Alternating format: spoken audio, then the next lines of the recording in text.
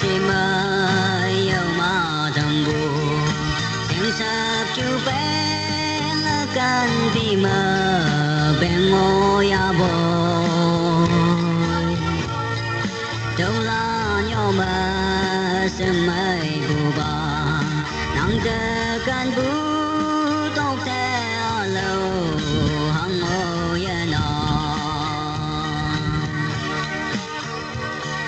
họ đâu cả đó như mẹ đêm nhì chấm sẽ ngõ nơi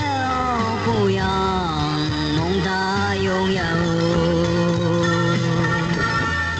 cánh nhang bu hè ba cái mây mờ bao hai bên bu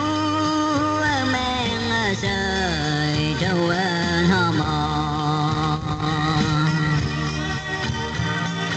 vì như tăng bao nhau bông dùng trái hoa hơn đời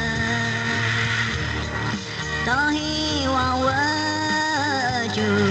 cây mô hồng xa quăng nhang mai lấy hoàn đời cả ta là na ho đâu ya mai sợ cô ye số ta vào chân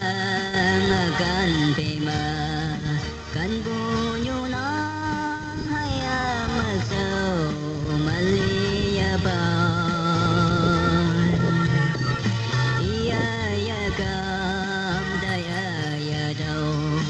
ta hi hơ cơ